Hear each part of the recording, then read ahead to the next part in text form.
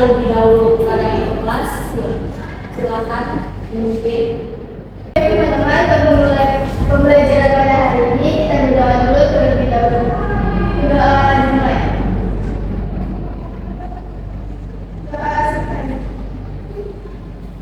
Alhamdulillah. Ibu presentasi terlebih dahulu ya.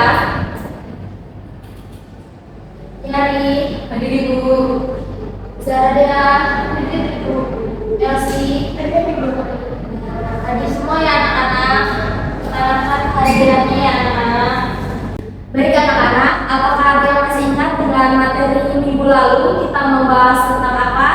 Ibu, silakan lagi. Bahas minggu lalu tentang menyimpulkan tersebut. Bagus hari ini.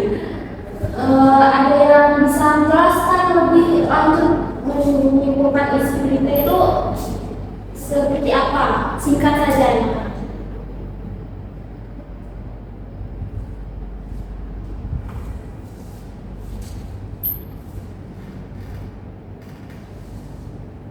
Siapa yang bisa tangan? Langsung saja angkat tangan ya kak.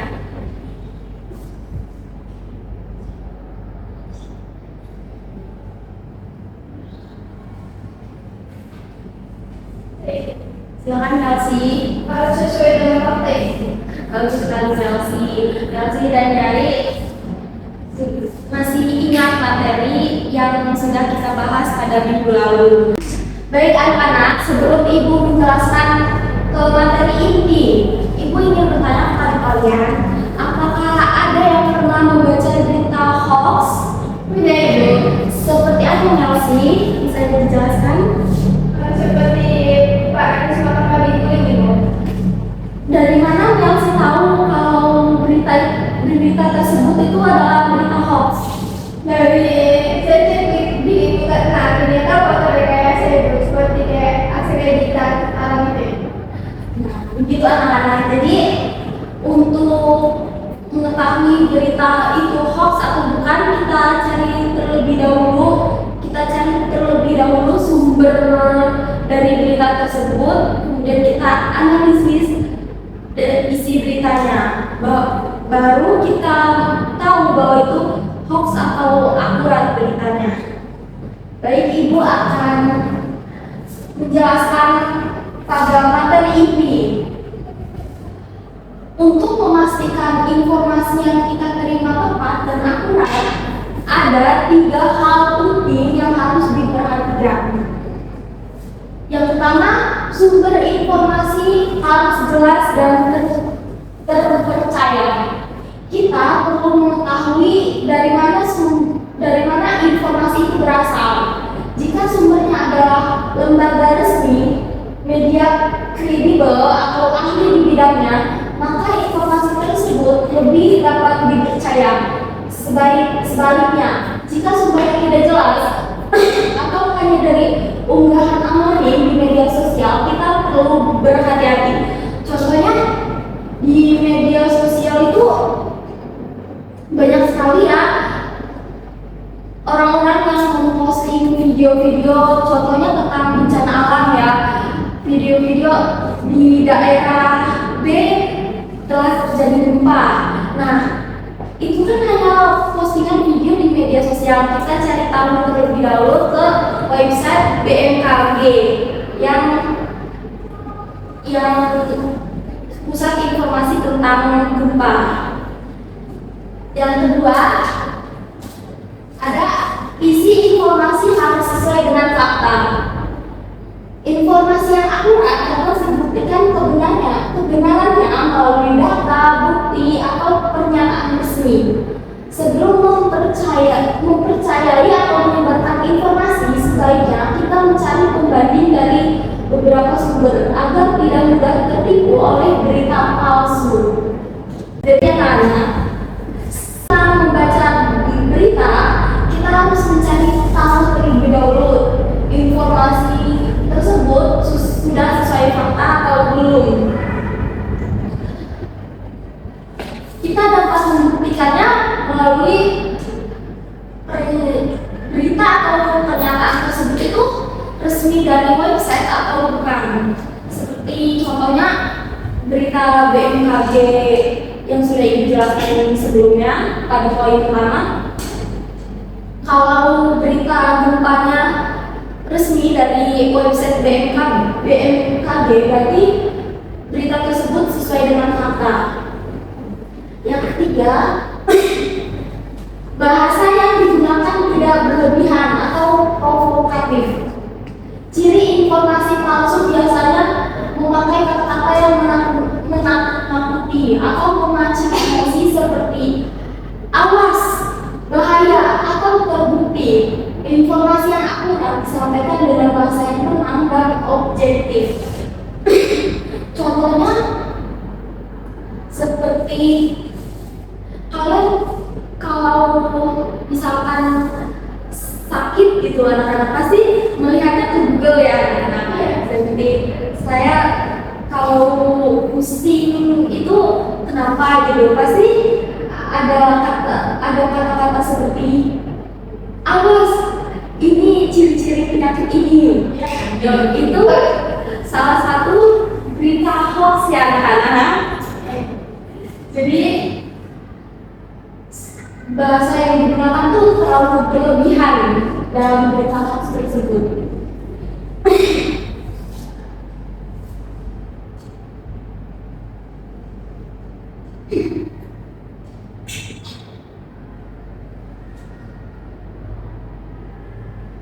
Selanjutnya Ibu akan memberikan tugas kelompok ini diskusi ya. Jadi sebelum kalian mengerjakan tugas kelompok tersebut yang akan dibagikan, ada panduannya. Yang pertama, periksa sumber berita, apakah dapat dipercaya atau tidak. Yang kedua, cermati isi dan gaya bahasa, apakah sesuai fakta atau cenderung dilebih-lebihkan. Yang ketiga, tuliskan alasan kalian mengapa satu berita dianggap akurat dan yang lain hoax. Ibu mempunyai 2 berita, kalian bisa menganalisis mana berita yang hoax dan mana berita yang akurat. Silakan bentuk kelompok terlebih dahulu.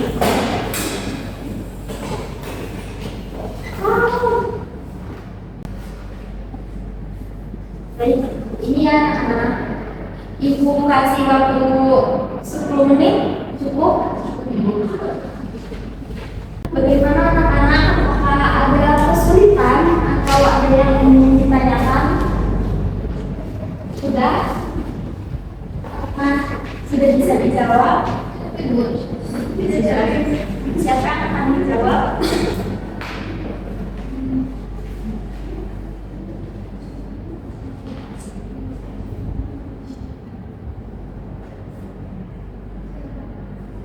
Bisa berdiri terlebih dahulu silakan. Nah, bisa dijelaskan mana berita yang hoax dan mana berita yang akurat? Berita yang berjudul makanan yang diungkap merupakan berita akurat karena sumbernya jelas dari CNN Indonesia. Berita ini ditulis oleh media dunia maupun artikel dunia mengenai laporan makanan tinggi bulan dan masyarakat. Kemudian berita yang hoax adalah berita tentang seorang Jakarta mengungkap adanya produk palsu di Jakarta Pusat. Berita tersebut hoax karena seorang karena video unggahan dari Facebook disebutkan melakukan manipulasi. Terus berita ini tidak memiliki sumber jelas, tidak punya tempat waktu, tempat valid, serta telah dibantah oleh pihak berwenang melalui media tersebut. Baik, bagus sekali untuk kelompok Nadia, Melsi, dan Nyari yang sudah bisa mendiskusikan tugas kelompoknya dengan baik dan sudah bisa menjawab dengan tepat. Baik anak-anak, ada yang tahu tidak bagaimana cara kita mengetahui informasi yang akurat? Silakan Nyari. Untuk mengetahui informasi itu bisa dipercaya itu bisa melihat dari sumbernya. Kalau dari media resmi dengan jelas buktinya bisa dipercaya. Bagus sekali ya. Jadi untuk mengetahuinya itu kita lihat dulu sumbernya, apakah itu dari website resmi atau hanya postingan anonim di media sosial.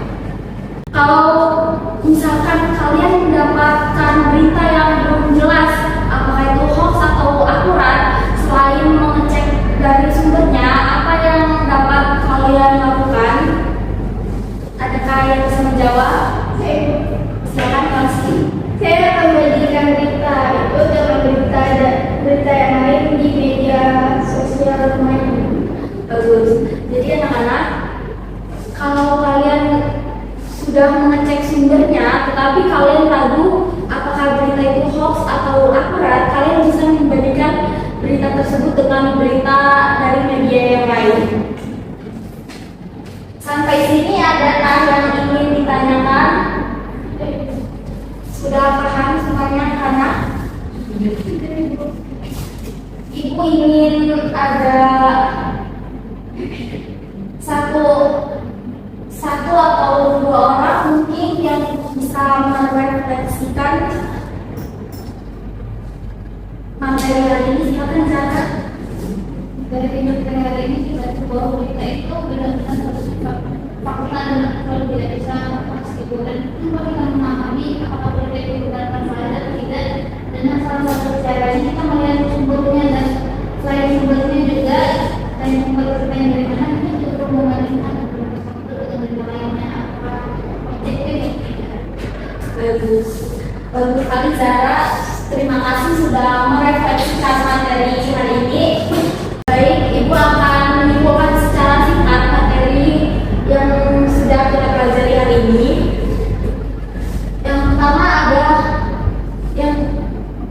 Yang pertama sumber informasi harus jelas dan terpercaya. Untuk memastikan informasi yang kita terima tepat dan akurat, kita harus memastikan sumber informasi tersebut jelas dari lembaga resmi, media kredibel atau ahli di bidangnya. Maka informasi tersebut lebih dapat dipercaya. Yang kedua, ada isi informasi harus sesuai dengan fakta. Informasi yang akurat akan dibuktikan kebenarannya melalui data, bukti atau pernyataan resmi dari website. Yang ketiga, bangsa yang digunakan tidak berlebihan atau provokatif. Ciri informasi palsu biasanya memakai kata-kata yang menakut-nakuti atau memancing emosi seperti awas, bahaya, atau terbukti. Contohnya, kalau kalian mencari tentang berita penyakit yang sedang kalian alami, pasti ada kata-kata seperti awas, ini merupakan ciri-ciri dari penyakit A, gitu. Seperti itu ya, karena itu merupakan salah satu contoh berita hoax. Baik anak-anak, kalau ada yang ingin ditanyakan, bisa ditanyakan melalui grup WhatsApp yang sudah kita buat ya anak-anak. Sampai di sini sudah paham, sudah jelas? Jelas Ibu. Baik.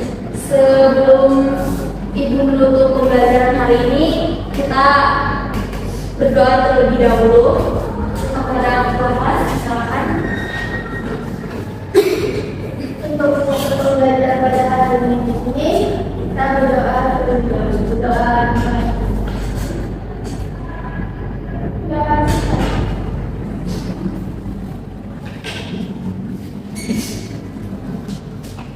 Baik anak-anak, Ibu tutup pembelajaran pada hari ini. Assalamualaikum warahmatullahi wabarakatuh. Waalaikumsalam warahmatullahi wabarakatuh. Terima kasih Bu.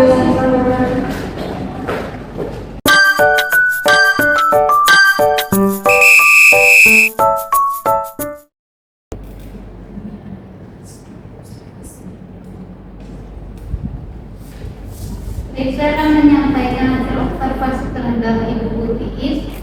Ibu Iis memberikan pertanyaan jelas dan singkat dengan cukup baik serta memberikan contoh pada penjelasannya dengan sangat sangat baik dan melakukan giliran bertanya antara murid yang satu dengan murid yang lain serta membimbing atau memberikan tuntunan kepada murid dengan baik. Ibu guru Iis meskipun sudah baik dalam memberikan tuntunan tetapi agak kurang memberikan perhatian, tapi sudah cukup dalam menyebarkan pertanyaan. Kemudian Ibu Iis juga cukup dalam memberikan pertanyaan tingkat kompetensi dan juga memberikan urutan pertanyaan yang baik serta menggunakan pertanyaan konsep yang baik, tetapi kurang dalam memberikan interaksi antara guru dan murid. Tetapi Ibu Iis cukup baik karena menghindari pertanyaan sendiri atau mengulangi jawaban pembelajaran. Juga Ibu Iis menghindari pertanyaan sendiri dan tidak sengaja dulu sebelum bertanya. Ibu Iis juga cukup menghindari mengajukan pertanyaan yang memberikan jawaban serempak serta tidak melakukan pengajuan pertanyaan dengan yang